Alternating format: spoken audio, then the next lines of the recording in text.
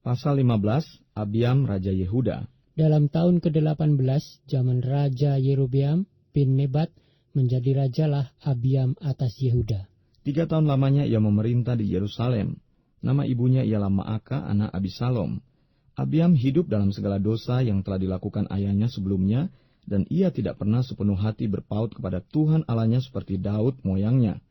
Tetapi oleh karena Daud, maka Tuhan Allahnya memberikan keturunan kepadanya di Yerusalem, dengan mengangkat anaknya menggantikan dia, dan dengan membiarkan Yerusalem berdiri. Karena Daud telah melakukan apa yang benar di mata Tuhan, dan tidak menyimpang dari segala yang diperintahkannya kepadanya seumur hidupnya, kecuali dalam perkara Uria orang Het itu. Dan ada perang antara Rehabeam dan Yerobeam seumur hidupnya. Selebihnya dari riwayat Abiam dan segala yang dilakukannya, bukankah semuanya itu tertulis dalam kitab sejarah Raja-Raja Yehuda? Dan ada perang antara Abiam dan Yerobeam. Kemudian Abiam mendapat perhentian bersama-sama dengan nenek moyangnya, dan ia dikuburkan di kota Daud, maka Asa anaknya menjadi raja menggantikan dia. Asa Raja Yehuda. Dalam tahun ke-20 zaman Yerobeam Raja Israel, Asa menjadi raja atas Yehuda. 41 tahun lamanya ia memerintah di Yerusalem. Nama neneknya yang perempuan ialah Maaka, anak Abisalom. Asa melakukan apa yang benar di mata Tuhan, seperti Daud bapa leluhurnya. Ia menyingkirkan pelacuran bakti dari negeri itu dan menjauhkan segala berhala yang dibuat oleh nenek moyangnya. Bahkan ia memecat Maaka neneknya dari pangkat ibu suri, karena neneknya itu membuat patung Asyera yang keji.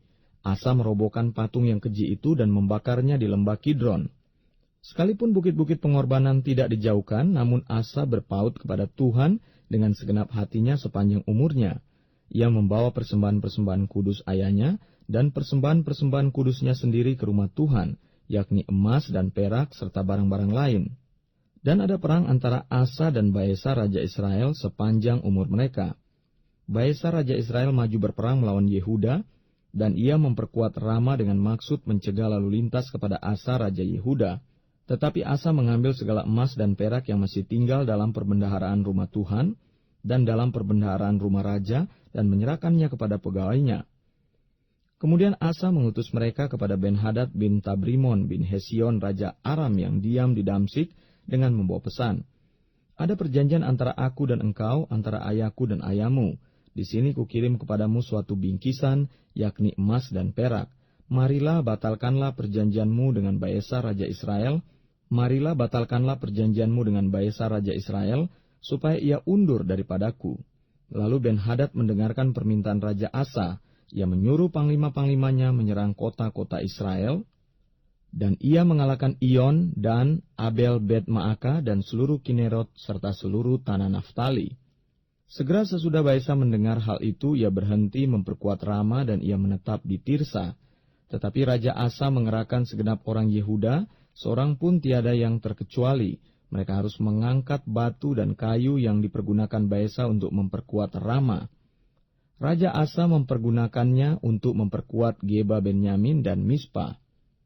Selebihnya dari seluruh riwayat Asa dan segala kepahlawanannya dan segala yang dilakukannya dan kota-kota yang diperkuatnya, bukankah semuanya itu tertulis dalam kitab sejarah Raja-Raja Yehuda? Tetapi pada masa tuanya ia menderita sakit pada kedua kakinya. Kemudian Asa mendapat perhentian bersama-sama dengan nenek moyangnya, dan ia dikuburkan di samping nenek moyangnya di kota Daud, bapa leluhurnya. Maka Yosafat anaknya menjadi raja menggantikan dia. Nadab Raja Israel. Nadab anak Yerobeam menjadi raja atas Israel dalam tahun kedua zaman Asa Raja Yehuda.